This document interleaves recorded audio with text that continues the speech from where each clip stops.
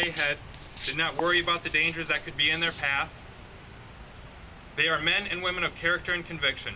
They are our nation's veterans. They are the ones we look up to, and for me, the ones that I wanted to emulate growing up. To this day, I strive to live up to the standard that those who have gone before me set, and the standard that those still serving set. I came from a strong family tradition of service. My grandpa Melvin was in the 101st Airborne Division in World War II, taking part in Operation Overlord by jumping out of an airplane into the French countryside.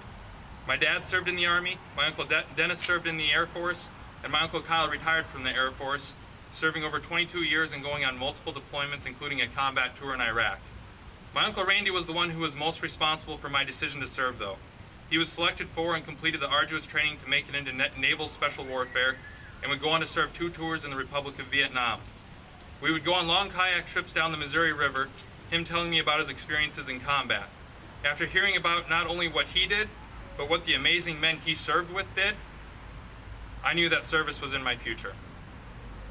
It wasn't until a few years later when I would finally have the chance to see if I measured up to the high standards that were set before me. I left for Infantry 1 Station Unit training in June of 2005, and left for my first combat rotation to Iraq on July 4th, 2006. I remember being a little nervous, but not about the looming danger. I was nervous that I wouldn't measure up. I was nervous that I wouldn't even make the manifest, that I would never even get the chance to prove myself. My team leader had already been on 4 deployments, my squad leader 7. I read about my platoon sergeant before I even joined the Army, as he was awarded the Silver Star for his actions on Talker Gar during Operation Anaconda, or as many of you know it, Roberts Ridge. I would now be serving alongside him in a combat zone. How could I possibly measure up to these gods among men, in my eyes? I quickly found myself running around Iraq with a Special Operations Strike Force, going after some of the most dangerous men in Iraq. It was a hard rotation, our platoon going on over 100 missions in just 90 days. By the end of it, I knew that I had a long way to go if I ever wanted to measure up to the veterans who had gone before me. I would end up going on 4 more deployments to both Iraq and Afghanistan, and I could wax poetic about stories from those trips for hours, but I am not here to talk about me. I'm here to tell you exactly why it is so hard to measure up to the men I served with and the veterans that are seated here amongst us today. When I think of the great people I served with, and this probably goes for a lot of us out here, that really set the standard for me. I always default to those I have known who have made the ultimate sacrifice, such as Martin Lugo, Chris Wright, or Kevin Pappy. But today I'm going to focus on the veterans who are still living among us, making contributions to our everyday life, being the quiet professional who wants nothing more than to continue giving all they can to our great country. Jason and Roland are just 2 of many great patriots I've come to know over the past 8 years. Jason is a good friend of mine who currently lives down south. Jason is the classic hard-working American guy who I always looked up to. He lived in Indiana before he joined the Army, working in a hardware store. We served together in the same squad while in 1st Ranger Battalion and went on our first deployment together. Jason quickly set himself apart from all the other new guys as a standout performer, to say the least. He spent his personal time constantly rearranging his kit or trying to get the perfect sling set up for his rifle. He was quiet but constantly striving to be better. Jason would go on to be an integral part of the team. Unfortunately, Jason was diagnosed with deep vein thrombosis on one of his deployments. After intensive medical care and rehabilitation, Jason was able to go back and resume his position in 1st Platoon. The fact that he was able to do this is a testament to his motivation and unwillingness to give up, no matter what the circumstances were. It would have been too easy for him to call it quits after the very serious diagnosis, but he wanted nothing more than to continue pursuing our nation's enemies. There was still a war going on after all. On his first deployment back, he went on a raid that was targeting a very dangerous high-value target. As the assault force entered and started clearing the building, Jason's team came into the room with the target and his men ready for a fight. One of Jason's teammates would have the night vision device shot right off of his face, leaving Jason and one other teammate to eliminate multiple threats in the confined room. For his actions in close quarters combat that night, Jason was awarded the Purple Heart and the Army Commendation Medal for Valor. This is just one example of the many great things Jason did while I was serving with him, and as he constantly set a standard that I and other Rangers strive to meet. I did not know Roland very well before he was hurt. He was in a different platoon than I, so we didn't have much interaction. But when a guy gets hurt, the news spreads very quickly. The story was like something out of a movie, though. His strike force was conducting a late-night raid targeting a high-value target in Iraq. Rangers use all manner of techniques for traveling to their target, but tonight they were traveling in a Stryker ground vehicle, which was a dangerous method because of the threat of IEDs in Iraq. As luck would have it, they would hit an IED that night, ripping through the Stryker's armor and mortally wounding Roland. What happened next is why I am absolutely humbled to even be associated with these great men. His vehicle commander, who had just endured the blast himself, climbed out of the mangled Stryker and pulled Roland out through the top of the vehicle. While this was happening, a request for a medical evacuation was sent up. Within mere minutes, the brave pilots were landing in a very tight intersection right where the explosion went off. Certainly no place that you would typically land an aircraft. They loaded Roland on and sped off to the nearest base. I would later find out that had it not been for the quick reactions of the vehicle commander getting him out of the vehicle, as well as the speed and daring of the pilots, he would have died that night. He literally only had minutes to live because of how grievous his injuries were. Thankfully, Roland was received by the medical personnel quickly that night. Now, here again, it would be okay and completely acceptable had he called it quits and returned to civilian life after those injuries. Not Roland. He wasn't that type of guy. A Ranger isn't going to be forced into retirement by the enemy if he has anything to say about it.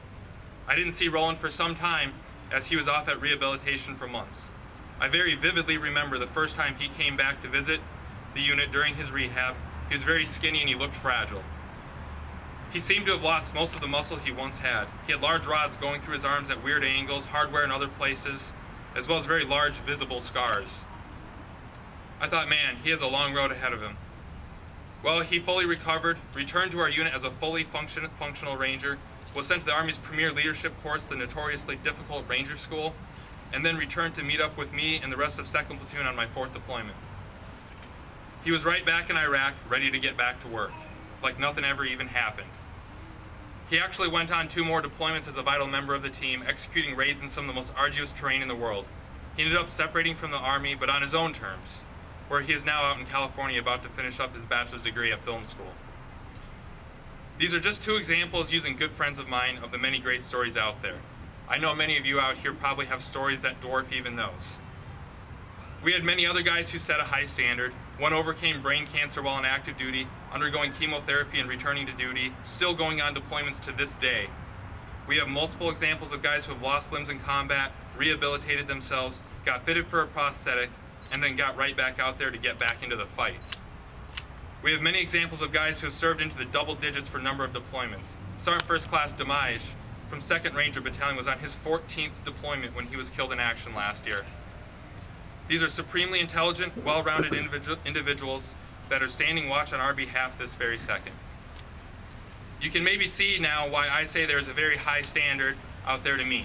You can see where a guy has to constantly strive to do better, to improve, lest he fall behind his brothers. Over 11 years of war, we have created a warrior caste here in this country. Less than 1/2% is currently serving. Many of us see today's military as modern-day Spartans, the few going out to defend the many. We will train for war, go to war, all on behalf of our nation, because it is what is expected of a warrior.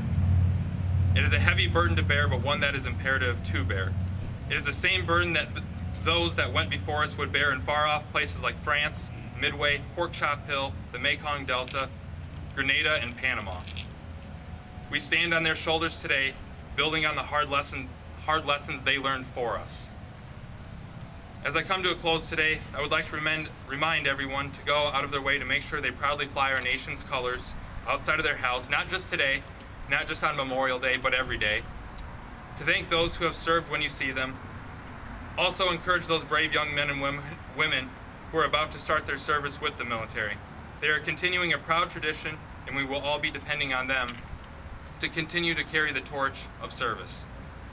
I would like to say on a personal note, thank you for allowing me to serve in uniform and welcoming me into the Auburn community. I have truly enjoyed my time here. I would like to end this with a piece that was written about and embodies the modern-day Ranger and many soldiers, airmen, sailors, and Marines that I have come to know throughout my service. You can't put your finger on it, and you can't quite identify what it is. It is a certain presence that resides permanently around him. He stands straight, the type of posture that is rarely seen in men today. The posture silently screams self-confidence. It is the kind of confidence that comes from going out night after night, to hunt other men, men that hunt back. His back is rounded, shoulders wide. The arms are like leather, the neck thick. A man doesn't get this way by accident. It comes from hours under a ruck, climbing ropes, lifting heavy things, climbing walls, carrying other full-grown men. Running for miles, endless miles, miles that make the feet bleed, soaking the white socks red. Miles over road, on gravel, on sand, on dirt, up hills, down hills, upstairs, downstairs. Miles that crush a man's soul at the mere thought. He wears a watch on one wrist, a simple Timex. It is well worn from the hundreds of missions it has been on. The other wrist has a black metal bracelet. It is scratched up, beat up, but never leaves the wrist. It bears the name of a fallen brother, the name of a man who left behind a daughter, a wife, parents, the name of a man who he shared a room with, played video games with after the mission, drank beer with, the name of a man who received nothing but silence in response to the sergeant major beckoning him during that final roll call. His arms are tattooed. They bear the images of skulls, Spartans, a tattered American flag, and flames. There's a weird way in which the ink complements the blank stare on his face. Almost a slight frown, yet a look of deep thought. His hair is longer, but not too long. He's particular when he explains what he wants at the barber, but then again, he's particular about everything in his life. He pulls his kit out from its cubby in the ready room. It falls over his shoulders in a familiar way. It's weird how the distinctive sound of the Velcro on the cummerbund can be so easily associated with the looming prospect of combat. The Peltors go on, plugged into the radio on his side. He turns them on and turns them up. It just got real loud. The Mitch goes on. That's the helmet these days. The nods are flipped down and tested. He's paranoid and knows he put fresh batteries in last night, but changes them out again anyway. The amber lenses are dusty, so he takes a red rag and rubs them clear. The helmet is heavy and weighs on a man's neck, but he is used to it. Hours have been spent under the weight of Kevlar, night vision, strobes, Velcro, flashlights.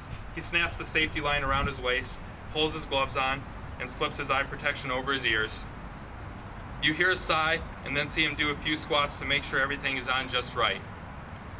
Finally, he grabs his wrist Garmin and his quarterback forearm pads. One goes on each forearm. He turns the knob on his radio and asks for a radio check. He gets a response and is satisfied. Someone yells out that final manifest call will be in 5 minutes. The others start shuffling away from their cubbies. He grabs his rifle, pulls the charging handle back, checking to make sure it is clear, and then releases the bolt. He slides a plastic magazine in and routes the adjustable sling over his shoulder and starts walking for the door. As he walks away, you notice that all that heavy gear looks kind of small in his V-shaped torso. He walks with a gait that is swift but quiet.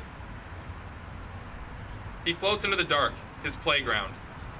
The air is thin, the moon barely visible. All you hear is the crunch of P-rock under his hiking boots as he walks away toward the flight line. It dawns on you that you just witnessed something few will ever set eyes on.